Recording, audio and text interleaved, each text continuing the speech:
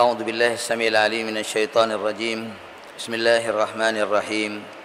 السلام عليكم ورحمة الله وبركاته. الحمد لله رب العالمين والعاقبة للمتقين ولا عدوان إلا على الظالمين. وأشهد أن لا إله إلا الله وحده لا شريك له وأشهد أن محمدا عبده ورسوله. اللهم صل وسلم على نبينا محمد وعلى آله وصحابته ومن تبع هداه إلى يوم الدين. أما بعد، يا رب اشرح لي صدري ويسر لي أمري واحلل عقدة من لساني يفقهوا قولي. سبحانك لا علم لنا إلا ما علمتنا إنك أنت العليم الحكيم وتب علينا إنك أنت التواب الرحيم. Ma'asyiral muslimin, jamaah salat Isya dan tarawih Masjid Al-Irsyad yang dirahmati Allah, merupakan karunia Allah dan rahmatnya kepada kita semua, di mana Allah Subhanahu wa taala mendatangkan kepada kita suatu bulan yang paling istimewa di antara seluruh bulan yang lainnya. Satu bulan yang disebutkan oleh Allah Subhanahu wa taala secara khusus di dalam Al-Qur'an, di mana bulan-bulan yang lain tidak satu pun oleh Allah disebutkan di dalam kitab sucinya Al-Qur'an. Hanya bulan Ramadan yang Allah sebutkan di dalam firman-Nya, Syahrul Ramadan alladzi unzila fihi al-Qur'an. Bulan Ramadan yang di dalamnya Allah Subhanahu wa taala menurunkan Al-Qur'an. Inilah satu-satunya bulan yang Allah sebutkan di dalam kitab sucinya Al-Quran, jamaah rahimakumullah. Allah Subhanahu wa taala benar-benar menjadikan Ramadan ini bulan yang agung, syahrun azim, bulan yang penuh barakah, syahrun mubarak. Orang yang menyaksikan bulan Ramadan ini, ia pasti akan melihat keberkahan, kebaikan-kebaikan yang Allah Subhanahu wa taala letakkan di dalam bulan Ramadan ini. Kecuali orang yang tercegah dirinya untuk mendapatkan kebaikannya, wal iyadu billah, sebagaimana yang dikatakan oleh Rasulullah sallallahu alaihi wasallam, faman hurima khairaha faqad hurim. Barang siapa orang yang tercegah untuk mendapatkan kebaikannya, maka ia adalah orang yang benar-benar mahrum, orang-orang yang dicegah untuk mendapatkan rahmat Allah Subhanahu wa taala. Wal iyadu billah minal mahrumin. Kita berlindung pada Allah Subhanahu wa taala dari mereka-mereka yang dicegah untuk mendapatkan segala kebaikan yang Allah Subhanahu wa taala letakkan di dalam bulan Ramadan ini. Saat orang sedang berpuasa, dia sengaja tidak berpuasa. Saat orang berlomba-lomba membaca Al-Quran di bulan Ramadan ini, dia justru sibuk dengan shopping, dengan kegiatan-kegiatan yang tidak berguna. Saat orang berlomba-lomba melakukan kebaikan demi kebaikan, dia tidak tertarik. Itulah al-mahrum, itulah orang yang tercegah. Wal'iyadu billah. Kata seorang penyair, qad tunkirul ainu daw asy-syamsi min ramadin kama tunkirul famu ta'mal ma'i min saqami. Kadang mata itu mengingkari sinarnya matahari karena dia sedang sakit, karena matanya yang sedang sakit, sebagaimana mulut, sebagaimana lisan mengingkari manisnya air, tawarnya air karena dia sedang sakit. Itulah al-mahrumin wal iyadu billah. Ma'asyiral muslimin rahimakumullah, kita yang menyaksikan bulan Ramadan pada tahun ini, tentu dipastikan kita telah menyaksikan Ramadan pada tahun yang lalu. Sedangkan orang yang menyaksikan Ramadan pada tahun yang lalu itu belum tentu dia bersama kita saat ini. Dan kita yang saat ini menyaksikan Ramadan, tidak ada jaminan kita bisa menyaksikan Ramadan pada tahun-tahun yang akan datang. Untuk itulah ma'asyiral muslimin rahimakumullah, al-aqil, orang yang berakal, orang yang cerdas, yang memikirkan dirinya, yang mentafakuri akan dirinya, yang menyiapkan dirinya untuk kehidupan yang abadi kelak di akhirat. Dia akan berusaha bagaimana dia memanfaatkan dan memaksimalkan suatu kesempatan yang belum tentu terulang kembali kepada kita semuanya. Ma'asyiral muslimin rahimakumullah, mari kita jadikan Ramadan ini sebagai madrasah Ramadaniyah yang Allah berikan kepada kita, karena Allah Subhanahu wa taala mensyariatkan ibadah puasa kepada kita di bulan Ramadan itu tidak lain kecuali untuk mendidik diri kita, membina diri kita, menterbiah diri kita agar kita menjadi hamba yang bertakwa kepada Allah, agar kita menjadi manusia-manusia yang selamat dari siksa Allah. Allah mensyariatkan ibadah liyus'idana, untuk membahagiakan kita jamaah rahimakumullah, bukan untuk menyengsarakan kita, tidak. Taha ma anzalna 'alaikal qur'ana litashqa. Kata Allah Subhanahu wa taala, kami tidak turunkan Al-Qur'an kepadamu wahai Nabi Muhammad. Syariat ini Allah turunkan kepadamu tidaklah untuk menyengsarakanmu, tidak, tapi untuk membahagiakan kita jamaah rahimakumullah. Maka berbahagialah kita yang bisa menyambut Ramadan ini dengan sebaik-baiknya. Ma'asyiral muslimin rahimakumullah, orang yang masuk ke dalam madrasah Ramadan ini ada 3 tipenya. Yang pertama, orang yang menjadikan Ramadan sebagai bulan perbaikan diri. Dia perbaiki dirinya, dia menyesali akan masa lalunya, dia bertobat kepada Allah Subhanahu wa taala, dia tinggalkan kebiasaan-kebiasaan jeleknya, dia tinggalkan kebiasaan-kebiasaan lamanya yang jelek itu. Dia ingin menjadi bagian dari orang-orang al-aiduna ilallah, al-taibuna ilallah. Dia ingin menjadi bagian dari orang-orang yang kembali kepada Allah Subhanahu wa taala. Ramadan ini adalah saatnya untuk kita memperbaiki diri kita. Bukankah suatu kegembiraan ma'asyiral muslimin, suatu kabar gembira dari Allah Subhanahu wa taala bagi orang yang bertobat kepada Allah, yang kembali kepada Allah, lalu mereka mau memperbaiki dirinya.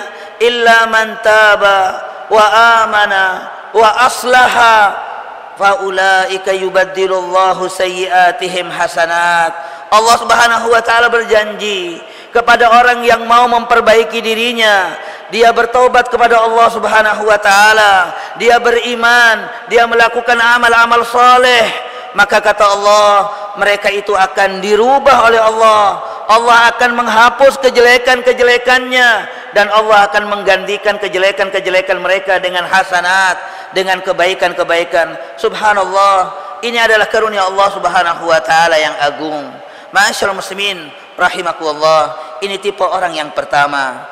Tipe orang yang kedua yang memasuki Ramadan sebagai madrasah rabbaniyah, madrasah ramadaniyah, dia menjadikan Ramadan ini sebagai bulan peningkatan.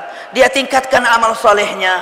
Kalau sebelum Ramadan mungkin dia tidak full melaksanakan sholat berjamaah 1 hari 1 malam 5 waktu, di saat Ramadan dia berusaha meningkatkan salat jamaahnya, dia meningkatkan tilawah Qur'annya, dia meningkatkan zikirnya kepada Allah Subhanahu wa taala, dia tingkatkan qiyamul lailnya dan lain sebagainya dari amal-amal salehnya dia tingkatkan, karena dia ingin menjadi bagian dari orang yang beruntung, sebagaimana disabdakan oleh Rasulullah sallallahu alaihi wasallam, man kana yaumuhu khairan min amsih fahuwa rabih. Kata Rasulullah sallallahu alaihi wasallam, siapa yang hari ini lebih baik daripada hari kemarin, maka dialah orang yang beruntung. Ma'asyiral muslimin rahimakumullah, adapun yang ketiga, tipe orang yang ketiga, orang yang memasuki Ramadan sebagai madrasah rabbaniyah bagi dirinya adalah orang yang menjadikan Ramadan sebagai bulan peningkatan syukur kepada Allah Subhanahu wa taala.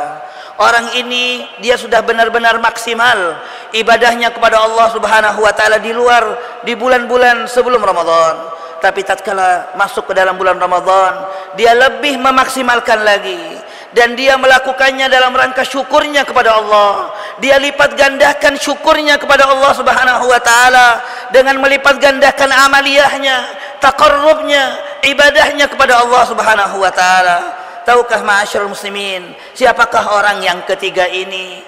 Siapakah orang yang pada tipe ketiga ini? Dia adalah Nabi kita Muhammad sallallahu alaihi wasallam. Dia adalah Nabi kalian. Nabi kita semuanya. Dia mencontohkan kepada kita sekalian sebagaimana yang dikatakan oleh Aisyah radhiyallahu taala anha tatkala Rasulullah sallallahu alaihi wasallam berdiri beribadah kepada Allah di malam hari hatta tawarramat qadamah, sampai bengkak kedua kaki Rasulullah sallallahu alaihi wasallam. Ketika ditanyakan oleh Aisyah, "Atatakallafu hadza ya Rasulullah?" Seakan-akan engkau memaksakan dirimu wahai Rasulullah. Wa qad ghafarallahu lak, padahal Allah Subhanahu wa taala telah menyediakan ampunan bagimu wahai Rasul. Apa kata Rasulullah sallallahu alaihi wasallam? Beliau mengatakan, "Afala akunu abdan syakura?" Bukankah aku selayaknya menjadi hamba yang bersyukur kepada Allah Subhanahu wa taala? Demikian jamaah rahimakumullah, Rasulullah sallallahu alaihi wasallam mengekspresikan syukurnya kepada Allah Subhanahu wa taala dengan ibadahnya, dengan taqarrubnya ila Allah. Dalam sebuah riwayat yang datang dari sahabat yang sangat mulia, yaitu sahabat Hudzaifah al-Yamani yang dikenal dengan sahibi sirri Rasul, orang yang memegang rahasia Rasulullah sallallahu alaihi wasallam. Beliau mengatakan, "Shallaitu dzata lailatin ma'a Rasulillah sallallahu alaihi wasallam." Pada suatu malam aku salat bersama Rasulullah sallallahu alaihi wasallam. Di malam itu, kata Hudzaifah, Rasulullah sallallahu alaihi wasallam iftataha bi suratil Baqarah. Beliau membuka suratnya dengan surat Al-Baqarah. Setelah membaca Fatihah, Rasulullah membuka suratnya dengan suratul Baqarah. Fadanantu annahu yarka bil bi'ah. Kata Hudzaifah, aku mengira bahwa Rasulullah sallallahu alaihi wasallam akan ruku pada ayat yang ke-100. Famadha biha. Ternyata setelah sampai ayat yang ke-100, Rasulullah terus melanjutkan ayat-ayatnya.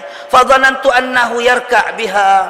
Aku mengira bahwa Rasulullah sallallahu alaihi wasallam nanti akan ruku setelah menyelesaikan surat Al-Baqarah tuntas. Ternyata famadha biha. Rasulullah SAW terus melanjutkannya. Iftataha bi Ali Imran, iftataha bin Nisa, bi suratin Nisa. Rasulullah sallallahu alaihi wasallam melanjutkan dengan surat An-Nisa. Setelah surat An-Nisa, Rasulullah SAW melanjutkan dengan surah Ali Imran. Kata sebagian ulama, sekali-kali kita enggak mengapa loncat satu surat dari Al-Baqarah ke langsung ke An-Nisa, lalu kembali ke Ali Imran berdasarkan hadis ini. Lalu apa kata Hudzaifah jamaah rahimakumullah? Beliau menggambarkan bagaimana bacaan Rasulullah sallallahu alaihi wasallam. Kata Hudzaifah, wa kana yaqra'u mutarassila. Adanya Rasulullah sallallahu alaihi wasallam, beliau membacanya dengan penuh tartil, dengan bacaan yang sangat baik.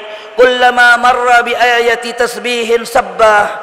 Setiap kali beliau melewati ayat yang di dalamnya membesarkan Allah, membicarakan akan kesucian dan keagungan Allah, beliau berhenti, beliau bertasbih kepada Allah Subhanahu wa taala.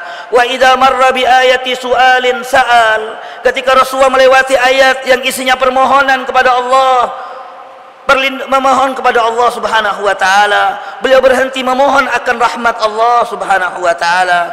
Wa idza marra bi ayati ta'awudin ta'awwad. Ketika Rasulullah sallallahu alaihi wasallam melewati ayat-ayat yang isinya perlindungan, berbicara tentang azabnya Allah, tentang siksa api neraka, beliau berhenti, ta'awwad, beliau memohon perlindungan kepada Allah Subhanahu wa taala.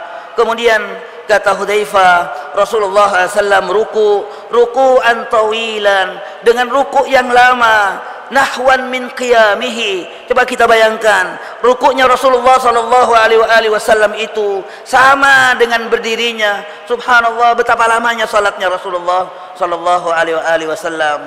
Kemudian beliau bangun dari rukuknya, beliau membaca sami Allahu liman hamida. Rasulullah SAW berdiri qiyaman qariban min ruku'ihi, yang mana berdirinya Rasulullah sallallahu alaihi wasallam i'tidalnya itu mendekati rukuknya Rasulullah sallallahu alaihi wasallam. Lalu kemudian beliau sujud, sajada sujudan tawilan, beliau sujud dengan sujud yang lama, qariban nahwan min ruku'ihi, yang mirip dengan rukuknya. Qariban min qiyamihi, Rasulullah SAW sujud yang mendekati berdirinya. Itulah gambaran bagaimana ibadahnya Rasulullah sallallahu alaihi wasallam, dan itu semuanya jamaah rahimakumullah dilakukan oleh Rasulullah sallallahu alaihi wasallam dalam rangka syukur beliau kepada Allah Subhanahu wa taala. Untuk itu jamaah rahimakumullah, mari kita pastikan diri kita ini termasuk tipe yang pertama atau tipe yang kedua atau tipe yang ketiga. Kita harus bisa memastikan diri kita. Wala takunir rabi', yang jelas jangan sampai kita menjadi yang keempat, yang tidak termasuk yang pertama, tidak termasuk yang kedua, tidak termasuk yang ketiga, fatahlik, maka nantinya kita binasa. Wal iyadu billah. Assalamualaikum warahmatullahi wabarakatuh.